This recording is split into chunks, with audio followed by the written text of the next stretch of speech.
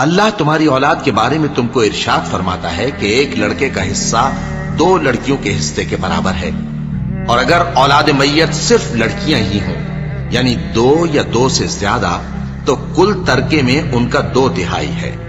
اور اگر صرف ایک لڑکی ہو تو اس کا نصف ہے، اور میت کے ماں باپ کا یعنی دونوں میں سے ہر ایک کا ترکے میں 6واں حصہ ہے، بشرطے کہ میت کی اولاد ہو، اور اگر اولاد نہ ہو اور صرف ماں باپ ہی اس کے وارث ہوں تو 1/3 ماں کا حصہ ہے، اور اگر میت کے بھائی بھی ہوں تو ماں کا 6واں حصہ ہوگا۔ اور یہ تقسیم ترکہ میت کی وصیت کی تعمیل کے بعد جو اس نے کی ہو یا قرض کے ادا ہونے کے بعد جو اس کے ذمے ہو عمل میں آئے گی۔ تم کو معلوم نہیں کہ تمہارے باپ دادوں اور بیٹوں اور پوتوں میں سے فائدے کے لحاظ سے کون تم سے زیادہ قریب ہے۔ یہ حصے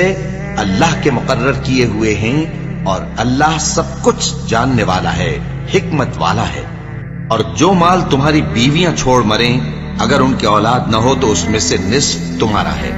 پھر اگر ان کی اولاد ہو تو ترکے میں تمہارا حصہ 1/4 ہے، لیکن یہ تقسیم وصیت کی تعمیل کے بعد جو انہوں نے کی ہو یا قرض کے ادا ہونے کے بعد جو ان کے ذمے ہو کی جائے گی۔ اور جو مال تم مرد چھوڑ مرو اگر تمہاری اولاد نہ ہو تو تمہاری بیویوں کا اس میں 1/4 حصہ ہے،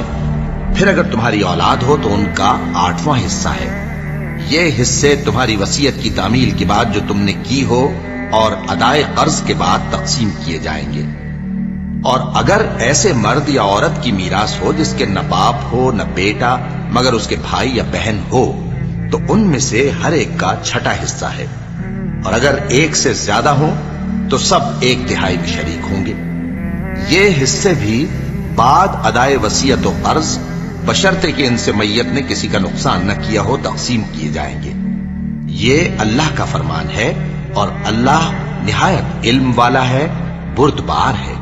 یہ تمام احکام اللہ کی حدیں ہیں، اور جو شخص اللہ اور اس کے پیغمبر کی فرما برداری کرے گا اللہ اس کو بہشتوں میں داخل کرے گا جن میں نہریں بہ رہی ہیں، وہ ان میں ہمیشہ رہیں گے، اور یہ بڑی کامیابی ہے۔